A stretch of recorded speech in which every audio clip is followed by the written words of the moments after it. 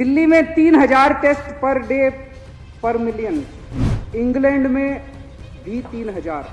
England second हमारे साथ है, इंग्लैंड में भी 3000।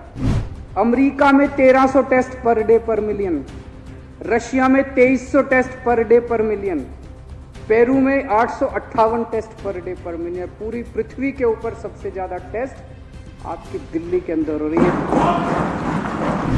कोरोना वॉरियर्स को हमने एक कॉन्फिडेंस दिया कि सारी सरकार तुम्हारे साथ खड़ी है, सारा देश तुम्हारे साथ खड़ा है, आप मेहनत कर रहे हो, हम आपकी मेहनत को सलाम करते हैं।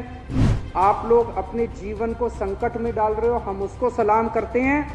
अगर भगवान ना करे, खुदा ना करे, कल को आपको कुछ हो गया तो आपको 1 करोड़ रुपए की सहायता राशि सरकार की। ये 1 करोड़ राशि भी मुझे नहीं लगता पूरी दुनिया के अंदर किसी भी देश ने या किसी भी राज्य ने ऐसा किया होगा।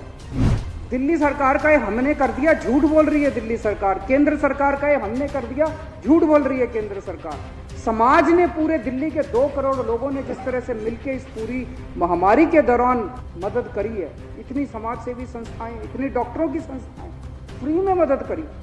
एक वो स्टेप 1 है, स्टेप 1 करके एक NGO है, उन्होंने पैसे नहीं लिए हम लोगों से, काफी दिनों तक फ्री में। एक और कई सारी NGO ने, डॉक्टर्स की NGOs ने मदद करी, रिलीजियस ऑर्गेनाइजेशंस ने, अक्षरधाम मंदिर ने मदद करी, राधा स्वामी सत्संग ने मदद करी, जैन धर्मशाला वालों ने मदद करी, बहुत सारे लोगों ने मदद करी। और तब जाके ये बहुत सारे लोगों की मदद का नतीजा है।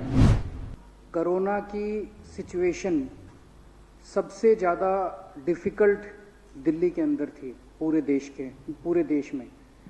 जब भी हम इसको कंपेयर करें तो इसको ध्यान रखें, क्योंकि जब फरवरी और मार्च में देश में कोरोना शुरू हुआ था, किसी राज्य में 1 केस था, 2 केस था, इसी तरह से आते थे, तो कोरोना अपने देश में तो हुआ नहीं, बाहर से ही आया कोरोना। तो उस वक्त जिन जिन देशों में कोरोना बहुत ज़्यादा हो गया था, जैसे इटली है उन दिनों में, लंदन है उन दिनों में, इन कुछ देशों में बहुत ज़्यादा हो गया था कोरोना, तो वहाँ रहने वाले इंडियंस ने भारत सरकार को कहा कि भाई हम अपने देश में वापस आना चाहते हैं।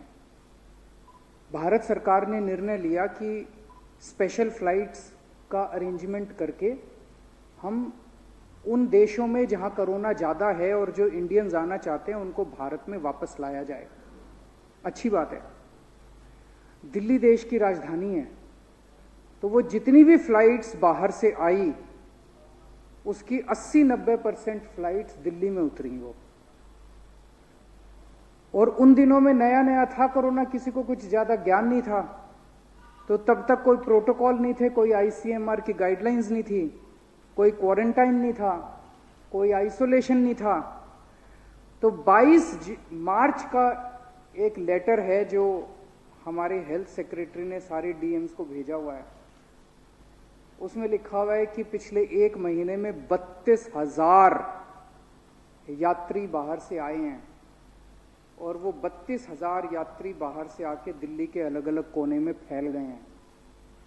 उनको आइडेंटिफाई करो। अब तब तक मेरे ख्याल से 18 मार्च के आसपास केंद्र सरकार की गाइडलाइंस आई थी कि भाई जो बाहर से लोग आ रहे हैं उनको क्वारंटाइन करो, तब उसके आसपास ही आई थी।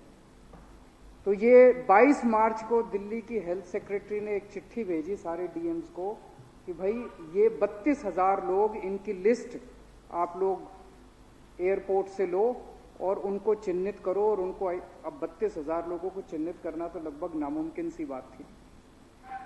ये 32,000 लोग उन देशों से आए थे जहां बहुत ज्यादा कोरोना था, तो आप सोच सकते हो कि इनमें से कितने सारे लोग ऑलरेडी कोरोना से संक्रमित होंगे।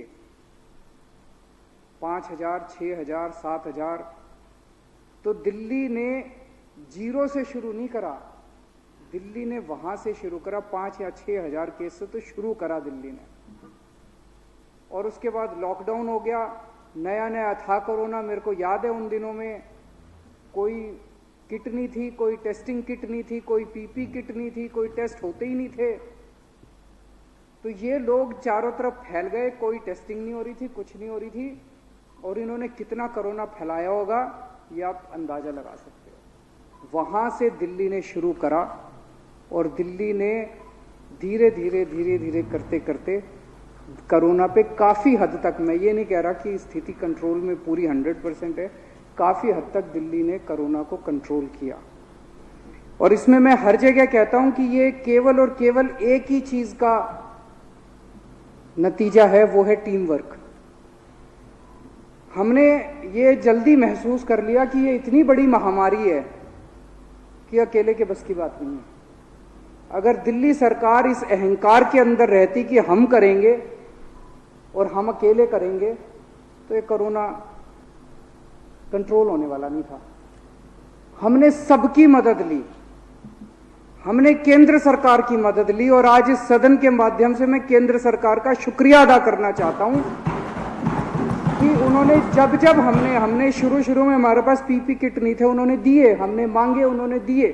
हमारे को ऑक्सीजन सिलेंडर नहीं थे, हमने मांगे, उन्होंने दिए। हमारे पास टेस्टिंग किट्स नहीं थे, हमने मांगे, उन्होंने दिए। बहुत जब हमने उनसे जो मदद मांगी उन्होंने हमारी मदद करी। समाज ने भी बहुत मदद करी। अकेले कोई एक सरकार इसको नहीं कर सकती। दिल्ली सरकार का ये हमने कर दिया, झूठ बोल रही है दिल्ली सरकार। केंद्र सरकार का ये हमने कर दिया, झूठ बोल रही है केंद्र सरकार। समाज ने, पूरे दिल्ली के 2 करोड़ लोगों ने जिस तरह से मिलकर इस पूरी महामारी के दौरान मदद करी है, इतनी समाज सेवी संस्थाएं, इतनी डॉक्टरों की संस्थाएं फ्री में मदद करी। एक वो स्टेप 1 है, स्टेप 1 करके एक एनजीओ है, उन्होंने पैसे नहीं लिए हम लोगों से, काफी दिनों तक फ्री में। एक और कई सारी एनजीओ ने, डॉक्टर्स की एनजीओ ने मदद करी, रिलीजियस ऑर्गेनाइजेशंस ने, अक्षरधाम मंदिर ने मदद करी, राधा स्वामी सत्संग ने मदद करी, जैन धर्मशाला वालों ने मदद करी, बहुत सारे लोगों ने मदद करी और तब जाके ये बहुत सारे लोगों की मदद का नतीजा है। तो मेरा एक, तो मैं अभी देख रहा था, वो कह रहा था ना हमने करी, वो कह रहा था ना हमने करी। मेरा बार बार ये कहना है कि सबने मदद करी। हमारी एक कमजोरी है अध्यक्ष महोदय, आम आदमी पार्टी में हमको राजनीति करनी नहीं आती और ये कमजोरी हमारी इस वक्त सबसे बड़ी ताकत बन गई कि हमें राजनीति करनी नहीं आती। तो कोई कहता था केजरीवाल झूठ बोल रहा है, इसने ठीक कर दिया दिल्ली को, हम कहते थे हाँ जी उसी ने कर दिया। कोई कहता था नहीं इसने कर दिया, हम कहते थे हाँ जी उसने। मैंने कहा जी सारा क्रेडिट सबका, जिम्मेदारी सारी मेरी। दिल्ली के लोगों ने मेरे को चुन के भेजा है और अगर दिल्ली में कहीं भी किसी भी तरह की कोई दिक्कत आती है तो वो मेरी जिम्मेदारी मेरी। आज दिल्ली मॉडल की चर्चा पूरे देश में और पूरी दुनिया में हो रही है।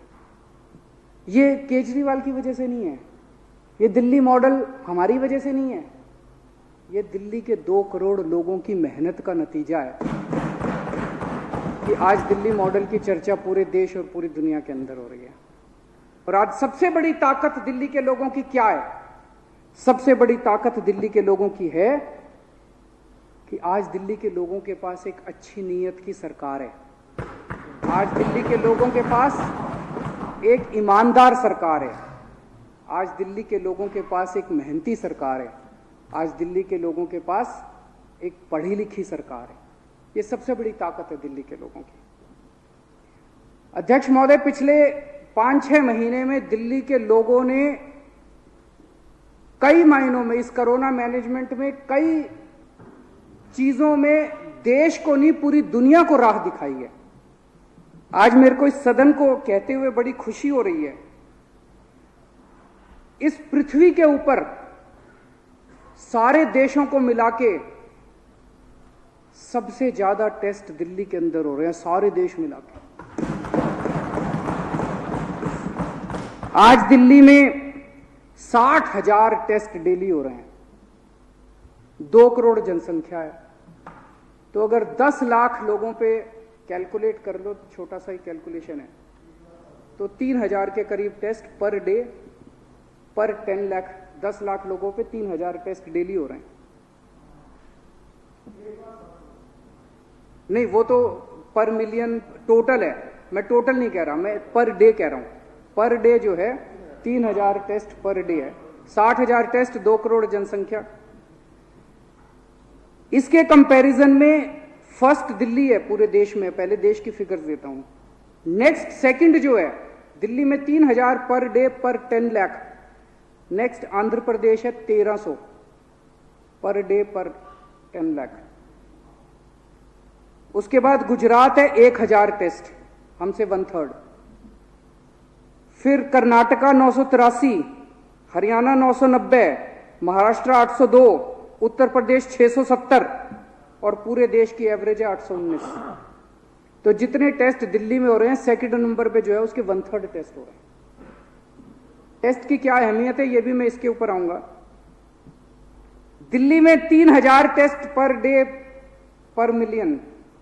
इंग्लैंड में भी 3000, इंग्लैंड सेकंड हमारे साथ है, इंग्लैंड में भी 3000।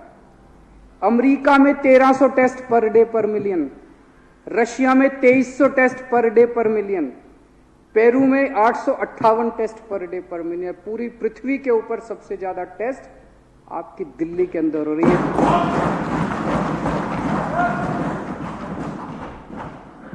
अब तक हम 21 लाख लोगों के टेस्ट कर चुके हैं। 11% दिल्ली की आबादी का टेस्ट कर चुके हैं। पूरी दुनिया के अंदर ऐसा कोई देश नहीं है, कोई शहर नहीं है जिसने अपनी पूरी पॉपुलेशन का 10% लोगों का टेस्ट कर लिया हो।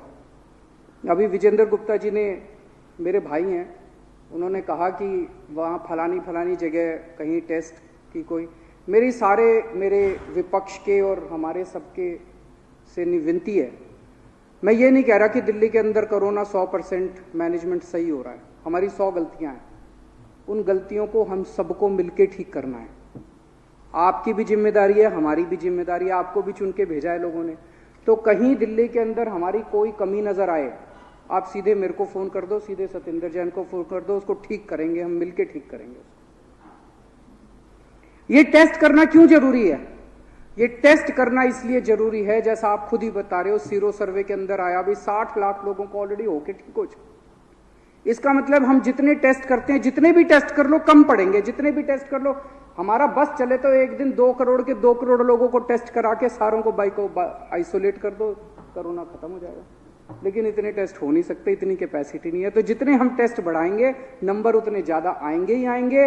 लेकिन उस नंबर से नहीं घबराना, मौत से घबराना है। अगर मौत ज्यादा हो जाए, अगर लोगों को कोरोना हो रहा है ठीक हो रहे हैं, कोरोना हो रहा है ठीक हो रहे हैं, कोई बात नहीं। लेकिन अगर मौत ज्यादा हो रही है तब घबराने की जरूरत है। वो मौत हम लोगों ने बड़ी मेहनत करके एक हॉस्पिटल का माइक्रो ऑडिट करवाया हमने। यहां एम्बुलेंस जब पहुंचती है, कितनी देर में मरीज अंदर पहुंचता है, बेड मिलता है, उसको ऑक्सीजन दी जाती है, उसको कितना वेट करना पड़ता है।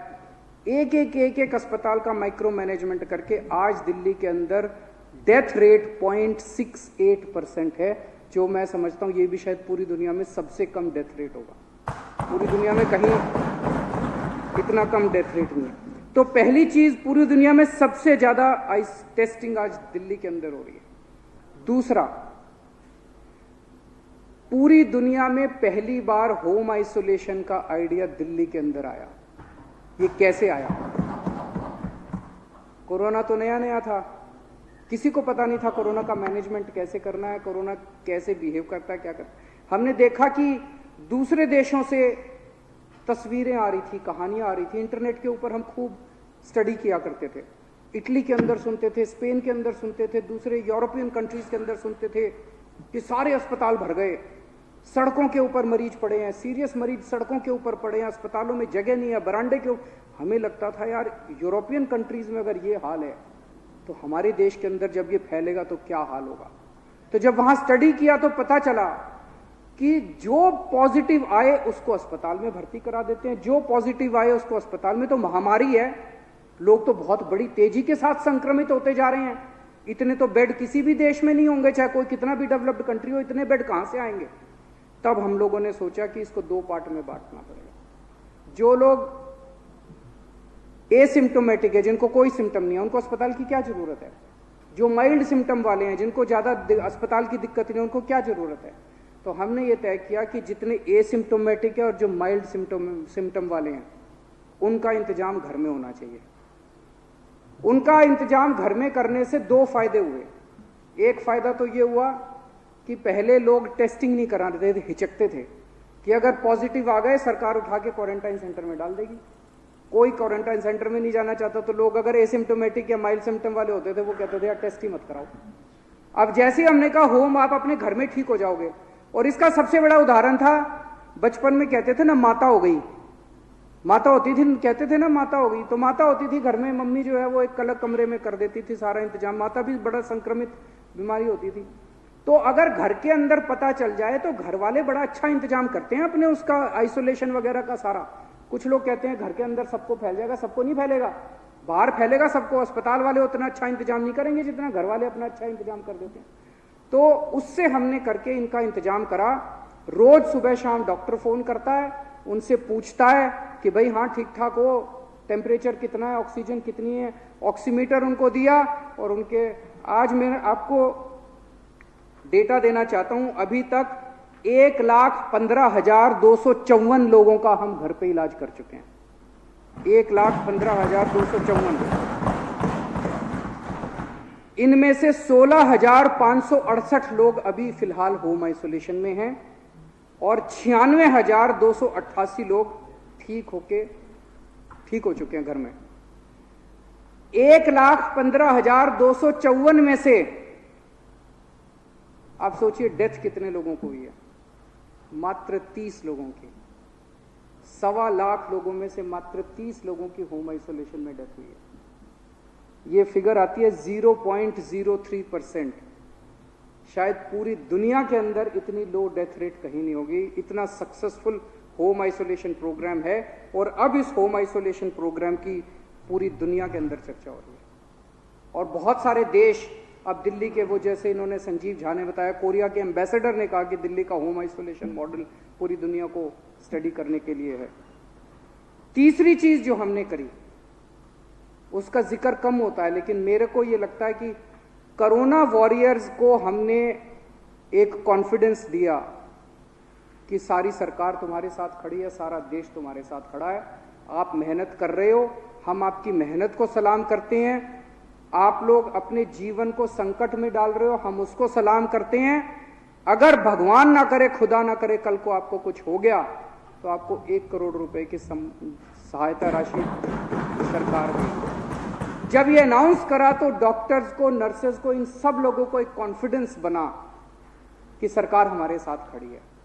उनको ये लगा कि भगवान ना करे कल कुछ हो गया तो हमारा इंतजाम करने के लिए सरकार खड़ी है। ये 1 करोड़ राशि भी मुझे नहीं लगता पूरी दुनिया के अंदर किसी भी देश ने या किसी भी राज्य ने ऐसा किया होगा। और जैसा भी चर्चा हो रही थी, प्लाज्मा थेरेपी, अप्रैल और मई के महीने में हमने ट्रायल करने चालू किए थे। पूरी दुनिया के अंदर कहीं इसका, मैंने एक आर्टिकल पढ़ा था कि चाइना के अंदर प्लाज्मा थेरेपी ट्राई की गई। तब हम लोगों ने इसके बारे में चर्चा करी, हमने केंद्र सरकार से परमिशन मांगी, हमें फेज 1, फिर फेज 2 और फिर फेज 3 की परमिशन मिली। हमने ट्रायल्स किए, अप्रैल और मई के महीने में हमने ट्रायल किए। और मुझे बहुत खुशी है कि 2 जुलाई 2020 को दुनिया का पहला प्लाज्मा बैंक ILBS में सेटअप किया गया, और उसके बाद दूसरा प्लाज्मा बैंक LNJP में।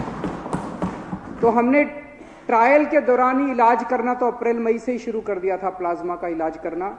जो ट्रायल की हमें परमिशन थोड़ी थोड़ी मिलती गई, लेकिन 2 जुलाई को हमें पहला वो मिला। और मुझे बेहद खुशी है कि हमने जो काम अप्रैल, मई, जून, जुलाई में शुरू कर दिया था, 19 अगस्त को अमेरिका के राष्ट्रपति प्रेसिडेंट ट्रंप ने ऐलान किया कि अब अमेरिका भी प्लाज्मा थेरेपी लागू करेगा। अभी तक अध्यक्ष महोदय 1965 लोगों को दिल्ली में प्लाज्मा दिया जा चुका, 1965 लोगों की जान बचाई जा चुकी है प्लाज्मा थेरेपी करके। मुझे बेहद खुशी है कि दिल्ली के लोगों को इस टाइम पूरे देश के, अपने देशवासियों का, बहनों भाइयों की सेवा करने का मौका मिल रहा है। आज दिल्ली के अस्पतालों, पूरे देश के अंदर लोगों को अगर भरोसा है तो दिल्ली के अस्पतालों के ऊपर भरोसा है।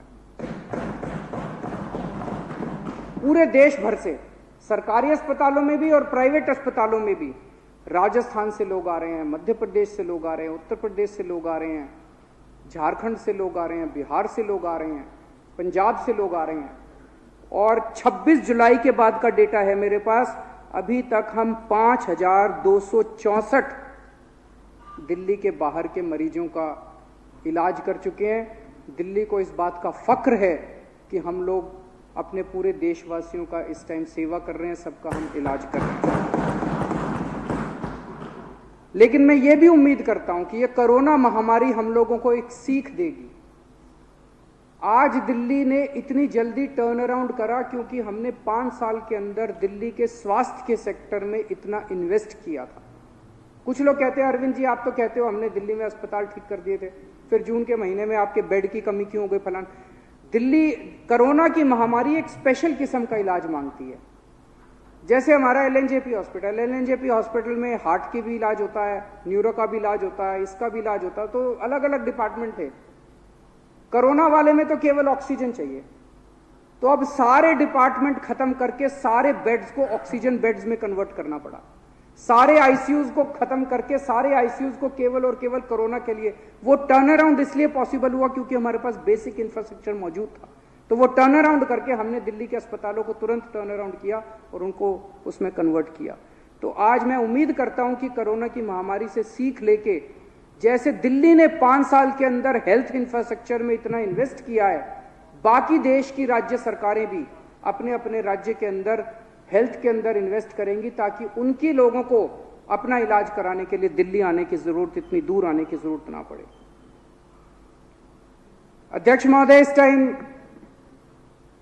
ये बहुत बड़ी महामारी है और जैसा मैंने कहा कि अकेले कोई सरकार नहीं लड़ सकती, समाज को साथ आना पड़ेगा। आम आदमी पार्टी केवल चुनाव लड़ने के लिए नहीं बनी थी, आम आदमी पार्टी सत्ता के लिए नहीं बनी, आम आदमी पार्टी देश के लिए बनी है। आम आदमी पार्टी का एक एक कार्यकर्ता की एक एक सांस देश के लिए है। आम आदमी पार्टी का एक एक कार्यकर्ता, उसकी एक एक सांस, उसकी एक एक क्षण जो है वो देश के लिए समर्पित है। मैंने सभी कार्यकर्ताओं को कहा है कि इस टाइम डरो मत, अपने अपने घरों से बाहर निकलो। जो जो राज्य सरकारें, ये समय एक दूसरे के ऊपर आरोप प्रत्यारोप का नहीं है, सारी राज्य सरकारें अच्छा काम कर रही हैं, केंद्र सरकार अच्छा काम कर रही है, हमें किसी को क्रिटिसाइज नहीं करना। और हर राज्य के अंदर ऑक्सीमीटर उठा लो और ऑक्सीमीटर लेके घर घर जाके चेकिंग करो। जिसकी ऑक्सीजन, जैसे इन्होंने बताया, अगर इनके घर में ऑक्सीमीटर नहीं होता, इनकी तब तक टेस्टिंग नहीं हुई थी, हो सकता उस रात इनके साथ कुछ अनहोनी ना हो जाती। ये तो ऑक्सीमीटर था, इन्होंने चेक कर लिया, पता चला 90 से कम थी ऑक्सीजन। 90 से कम ऑक्सीजन बड़ी क्रिटिकल होती है। तो अब ऑक्सीमीटर ले लेके सारे देश के अंदर आम आदमी पार्टी के कार्यकर्ता घर घर जा रहे हैं। अगर किसी की ऑक्सीजन कम हो तो उसको अस्पताल ले जाके उसको ऑक्सीजन दिलाने में मदद कर रहे हैं। ये भी मुझे लगता है जो ऑक्सीमीटर का कोई कह रहा था, जिस स्केल के ऊपर ऑक्सीमीटर का कैंपेन चल रहा है, ये तो आम आदमी पार्टी का नाम गिनीज बुक के अंदर आना चाहिए। इतने बड़े स्तर के ऊपर ऑक्सीमीटर का कैंपेन शायद किसी ने नहीं किया होगा इस पृथ्वी के ऊपर। तो अध्यक्ष महोदय, ये समय बड़ा कठिन समय है। मानव जाति के इतिहास में इतनी बड़ी महामारी कभी नहीं आई। बस एक ही चीज ध्यान रखनी है, इस वक्त सारी राजनीति परे करके सबको मिलके संगठित होके इंसानियत के लिए काम करना है। अपनी सारी ईगो भूल के, अपनी सारा अहंकार भूल के, सारा सब कुछ भूल के सबको मिलके काम करना। बहुत बहुत शुक्रिया।